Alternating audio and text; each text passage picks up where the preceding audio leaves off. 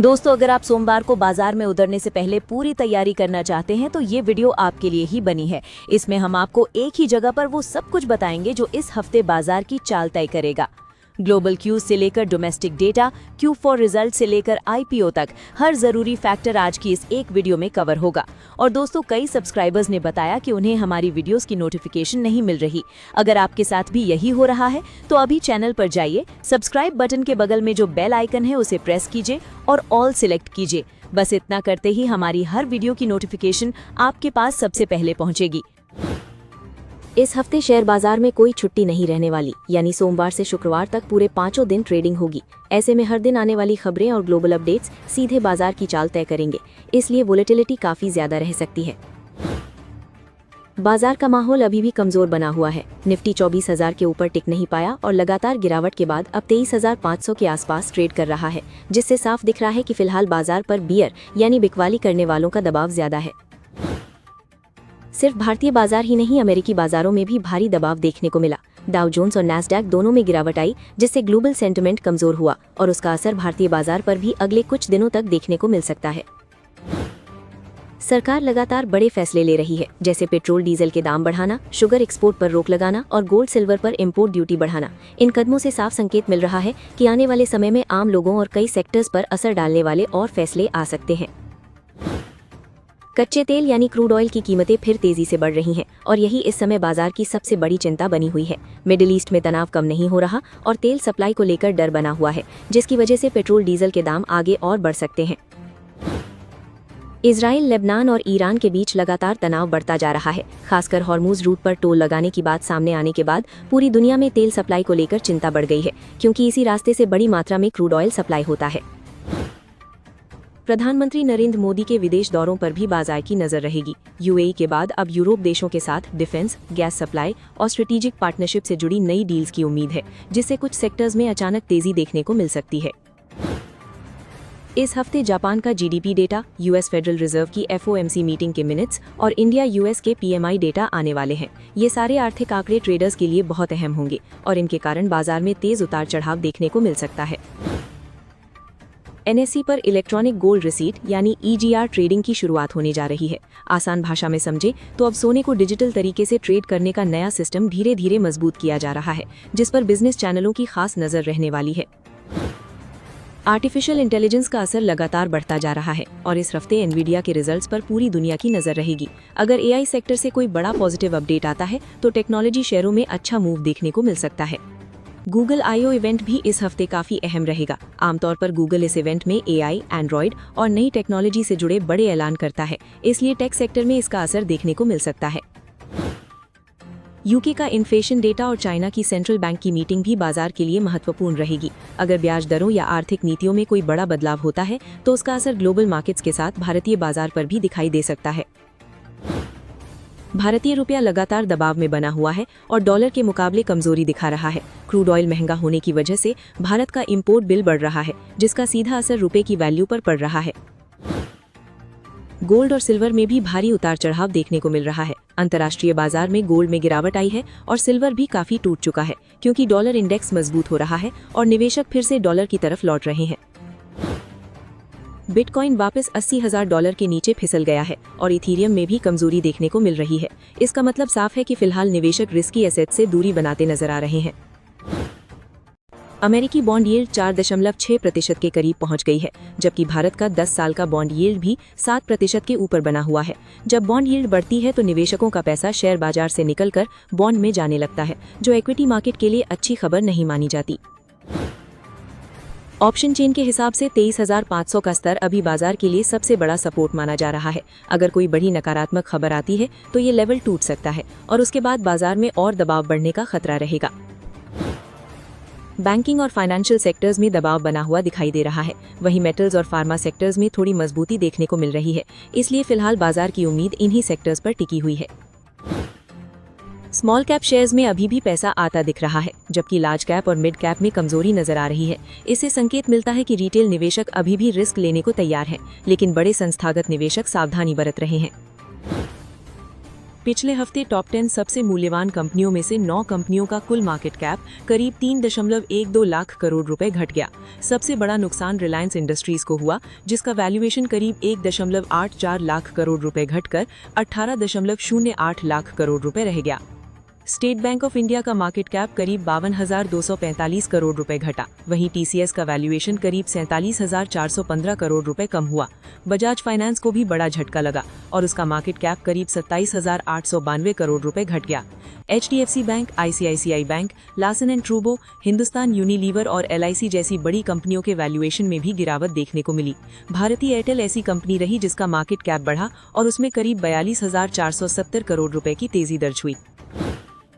प्रधानमंत्री नरेंद्र मोदी की नीदरलैंड्स यात्रा ऐसे समय में हुई है जब ग्लोबल इकोनॉमी में अनसर्टेनिटी और वॉलेटिलिटी बनी हुई है। इस दौरे में इंडिया नीदरलैंड स्ट्रेटेजिक पार्टनरशिप 2026-2030 का रोड मैप तैयार हुआ है, जिससे ट्रेड, इन्वेस्टमेंट और टेक्नोलॉजी कोऑपरेशन को लंबी अवधि में मजबूती मिलने की उम्मीद है। इस यात्रा का सबसे बड़ा फोकस सेमीकंडक्टर, क्रिटिकल मिनरल्स और क्लीन एनर्जी पर रहा है। टाटा इलेक्ट्रॉनिक्स और ASML के बीच ढुलेरा सेमीकंडक्टर फैब को लेकर समझौता हुआ है, जो इंडिया की सेमीकंडक्टर कैपेबिलिटी के लिए बहुत अहम माना जा रहा है। ग्रीन हाइड्रोजन, रिन्यूएबल एनर्जी और क्रिटिकल मिनरल सप्लाई चेन को लेकर भी कई एग्रीमेंट्स हुए हैं। इससे फ्यूचर एनर्जी ट्रांजिशन और स्ट्रेटेजिक रिसोर्स सिक्योरिटी में दोनों देशों की पार्टनरशिप मजबूत हो सकती है। वाटर मैनेजमेंट और एग्रीकल्चर में भी बड़ा सहयोग देखने को मिला है, जिसमें कल्पसार प्रोजेक्ट, डेयरी ट्रेनिंग और फ्लावर फार्मिंग जैसे इनिशिएटिव्स शामिल हैं। इससे एग्रीकल्चर टेक्नोलॉजी और प्रोडक्टिविटी दोनों को फायदा मिलने की संभावना है। हेल्थ, एजुकेशन और कल्चरल कोलैबोरेशन के तहत ICMR और नीदरलैंड इंस्टीट्यूट्स के बीच रिसर्च पार्टनरशिप्स और नालंदा यूनिवर्सिटी ऑफ ग्रोनिंगन जैसे एकेडमिक टाई-अप्स हुए हैं। इस हफ्ते एसएमई सेगमेंट में करीब 138 करोड़ रुपए के 4 IPO खुलने वाले हैं, जिससे प्राइमरी मार्केट में हल्की एक्टिविटी बढ़ सकती है। मेन बोर्ड IPOs फिलहाल धीमे हैं, इसलिए फोकस छोटे और मिड SME लिस्टिंग्स पर रहेगा। NFP संपूर्णा फूड्स का IPO 18 मई को खुलेगा, जो कैशू और ड्राई फ्रूट्स प्रोसेसिंग में काम करती है। 2.43 करोड़ रुपए का इशू है और पैसा वर्किंग कैपिटल में लगेगा, जिससे लिस्टिंग के समय मॉडरेट इंटरेस्ट दिख सकता है। टीम टेक फॉर्मवर्क सॉल्यूशंस 19 मई को IPO ला रही है, जो कंस्ट्रक्शन फॉर्मवर्क सिस्टम्स बनाती है। 2026 में स्ट्रॉन्ग ग्रोथ दिखी है और फंड्स एक्सपेंशन व डेट रीपेमेंट में जाएंगे, जिससे सेंटिमेंट पॉजिटिव रह सकता है। वेजोरामा पंजाबी अंगीठी का IPO 20 मई को खुलेगा, जो क्लाउड किचन और रेस्टोरेंट बिजनेस में है। दिल्ली NCR में स्ट्रॉन्ग प्रेजेंस है और एक्सपेंशन प्लान्स के चलते रिटेल इन्वेस्टर्स की भागीदारी बढ़ सकती है। हरिकांता ओवरसीज का IPO भी 20 मई को ओपन होगा, जो टेक्सटाइल, फैब्रिक्स और एक्सपोर्ट बिजनेस में काम करती है। IPO फंड्स का इस्तेमाल एक्सपेंशन और मशीनरी अपग्रेड में होगा। मुथूट फिनकॉर्प ने IPO लाने का बड़ा फैसला लिया है और कंपनी करीब 4,000 करोड़ रुपए जुटाने की तैयारी कर रही है। ये मूव NBFC सेक्टर में मजबूत एक्सपेंशन और लिक्विडिटी बढ़ाने का संकेत देता है, जिससे इन्वेस्टर इंटरेस्ट बढ़ सकता है। कंपनी ने 2026 में 1,640 करोड़ रुपए का नेट प्रॉफिट दर्ज किया है, जो 2025 के 787 करोड़ से लगभग दोगुना है। IPO के साथ साथ कंपनी ने स्टॉक स्प्लिट भी अप्रूव किया है, जिसमें 10 रुपए फेस वैल्यू वाले शेयर को 2 रुपए के 5 हिस्सों में बांटा जाएगा। हीलियोस म्यूचुअल फंड के हीलियोस फ्लेक्सी कैप फंड ने अप्रैल में अपना पोर्टफोलियो काफी एक्टिव तरीके से रीबैलेंस किया है, जहां फंड ने बदलते मार्केट ट्रेंड और नए अवसरों को देखते हुए कई स्टॉक्स में हिस्सेदारी बढ़ाई है, जिससे सोमवार को इन स्टॉक्स में हलचल बढ़ सकती है। फंड ने टाटा मोटर्स, पेटीएम और इटर्नल में अपनी हिस्सेदारी बढ़ाई है, जो ये संकेत देता है कि ऑटो और डिजिटल सेक्टर में फंड को आगे ग्रोथ की उम्मीद है। ऐसे स्टॉक्स में बढ़ी हुई खरीदारी मार्केट में पॉजिटिव सेंटिमेंट ला सकती है, खासकर अगर सेक्टर का ओवरऑल मूड सपोर्ट करता है। इसके अलावा फंड ने Bharat electronics, hero MotoCorp, Cummins India, the Phoenix mills, GMR airports infrastructure, BSE, NBCC India और वरुण बेवरेजेस में भी एक्सपोजर बढ़ाया है। इससे ये साफ होता है कि फंड इंफ्रा, कंजम्पशन और फाइनेंशियल सर्विसेज जैसे ब्रॉड सेक्टर्स पर बुलिश स्टैंस ले रहा है, जो सोमवार को सिलेक्टिव बाइंग को सपोर्ट कर सकता है। सैमसंग इलेक्ट्रॉनिक्स और लेबर यूनियन के बीच टॉक्स आखिरी चरण में है, लेकिन AI प्रॉफिट शेयरिंग और बोनसेस को लेकर बड़ा कॉन्फ्लिक्ट बना हुआ है। अगर 21 मई की स्ट्राइक हुई तो सेमीकंडक्टर सप्लाई चेन पर असर पड़ेगा और इसका असर इंडियन IT और इलेक्ट्रॉनिक स्टॉक्स पर भी दिख सकता है। हीरो मोटोकॉर्प ने 2027 के लिए 1500 करोड़ रुपए का कैपेक्स रखा है, जिसमें स्कूटर कैपेसिटी डबल करना और EV एक्सपेंशन शामिल है। साथ ही साउथ इंडिया में 700 करोड़ रुपए से ज्यादा का ग्लोबल पार्ट सेंटर बनेगा। ये ऑटो सेक्टर के लिए लॉन्ग टर्म पॉजिटिव सिग्नल है और मंडे को सेंटिमेंट सपोर्ट कर सकता है। डोडला डेयरी का चौथी तिमाही का प्रॉफिट 2.3% घटकर 55.4 करोड़ रुपए रहा है, लेकिन रेवेन्यू 4.6% बढ़ा है। मार्जिन्स पर दबाव है, पर 5 रुपए डिविडेंड से कुछ सपोर्ट मिल सकता है। स्टॉक में मिक्स्ड यानी हल्की अप डाउन मूवमेंट देखने को मिल सकती है। केईसी इंटरनेशनल का चौथी तिमाही कमजोर रहा, प्रॉफिट 28% गिरा और रेवेन्यू और ईबिटा दोनों नीचे आए हैं। स्टॉक पहले से दबाव में है और 52 वीक लो के करीब है। शॉर्ट टर्म में सेलिंग प्रेशर और कॉशियस सेंटिमेंट रह सकता है। इंडियन ऑयल की Q4 में रिफाइनिंग और मार्जिन दोनों पर बाजार की नजर रहने वाली है, क्योंकि क्रूड ऑयल की ऊंची कीमतें और कमजोर रुपए का सीधा असर कंपनी की प्रॉफिटेबिलिटी पर पड़ सकता है। अगर मार्जिन्स दबाव में रहते हैं तो सोमवार को स्टॉक में वॉलेटिलिटी देखने को मिल सकती है। नायका के नतीजों में रेवेन्यू ग्रोथ मजबूत रहने की उम्मीद है, खासकर ब्यूटी और फैशन सेगमेंट की वजह से, लेकिन मार्जिन नॉर्मलाइजेशन की वजह से हल्का दबाव भी दिख सकता है, जिससे मंडे को मिक्स्ड रिएक्शन या रेंज बाउंड मूवमेंट संभव है। ओला इलेक्ट्रिक के लिए इस बार रेवेन्यू में गिरावट और लॉसेज में सुधार दोनों पर फोकस रहेगा। ईवी डिमांड और कॉस्ट कंट्रोल के सिग्नल्स अगर कमजोर आते हैं तो स्टॉक पर नेगेटिव सेंटिमेंट बन सकता है, जबकि लॉसेज कम हुए तो थोड़ी रिकवरी दिख सकती है। इस हफ्ते हैवी वेट्स जैसे BEL, BPCL, ITC, LIC और ग्रासिम इंडस्ट्रीज के नतीजे भी पूरे मार्केट डायरेक्शन को तय करेंगे। अगर अर्निंग्स मिक्स्ड आते हैं तो ओवरऑल मार्केट में स्टॉक स्पेसिफिक मूव्स और वॉलेटिलिटी ज्यादा देखने को मिल सकती है, खासकर मंडे सेशन में। वोडाफोन आइडिया ने Q4 में 51,970 करोड़ रुपए का नेट प्रॉफिट दर्ज किया है, जो मुख्य रूप से एक बड़े वन टाइम अकाउंटिंग गेन और AGR रीअसेसमेंट की वजह से आया है। कंपनी ने 4,730 करोड़ रुपए के वारंट्स जारी करने की भी मंजूरी दी है, जिससे आगे कैपिटल रेज का रास्ता खुला है। पावर फाइनेंस कॉर्पोरेशन ने REC के साथ प्रपोज्ड मर्जर को लेकर बड़ा कदम उठाया है और इस प्रस्ताव को राष्ट्रपति की मंजूरी के लिए आगे बढ़ाया गया है। ये कदम दोनों कंपनियों के स्ट्रक्चर और लेंडिंग इकोसिस्टम को बदल सकता है। टाटा स्टील ने Q4 में 2,965 करोड़ रुपए का नेट प्रॉफिट दर्ज किया, जो एस्टिमेट से थोड़ा बेहतर रहा, लेकिन कंपनी को कुछ एक्सेप्शनल लॉस भी झेलना पड़ा है। साथ ही लॉजिस्टिक्स और ओवरसीज ऑपरेशन से जुड़े कुछ स्ट्रेटेजिक डिसीजंस भी लिए गए हैं। RBL बैंक को सरकार से एमिरेट्स NBD के स्टेक को 49% से बढ़ाकर 74% तक ले जाने की मंजूरी मिल गई है, जिससे बैंक में बड़ा विदेशी निवेश और ओनरशिप रीस्ट्रक्चरिंग देखने को मिल सकता है। कोल इंडिया की सब्सिडियरी महानदी कोल फील्ड्स के IPO और लिस्टिंग को लेकर DIPM की मंजूरी मिल गई है, जिसमें 25% तक स्टेक डाइवेस्टमेंट और फ्रेश इशू दोनों शामिल होंगे। हिंदुस्तान कॉपर ने मजबूत प्रदर्शन किया है, जहां नेट प्रॉफिट 187 करोड़ रुपए से बढ़कर 444 करोड़ रुपए तक पहुंच गया है और रेवेन्यू में भी 58% की जबरदस्त ग्रोथ देखने को मिली है।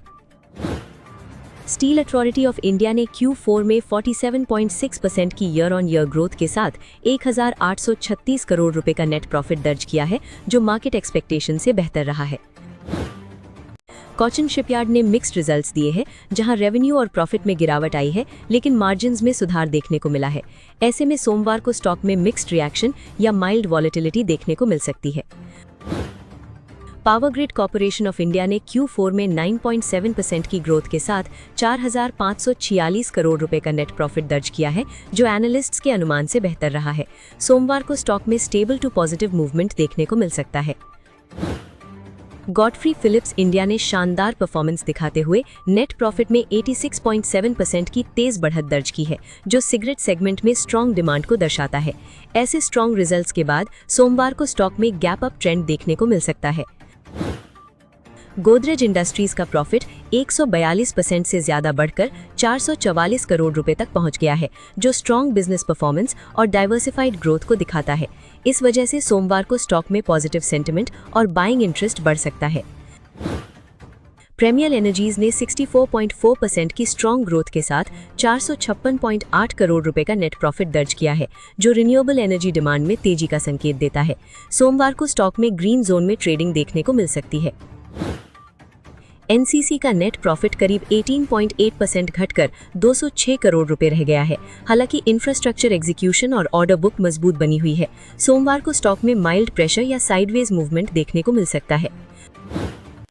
बजाज इलेक्ट्रिकल्स को Q4 में 67.5 करोड़ रुपए का नेट लॉस हुआ है, जबकि पिछले साल इसी तिमाही में प्रॉफिट था, जो वीक ऑपरेटिंग परफॉर्मेंस और एक्सेप्शनल लॉसेस की वजह से हुआ है। सोमवार को स्टॉक में सेलिंग प्रेशर रह सकता है।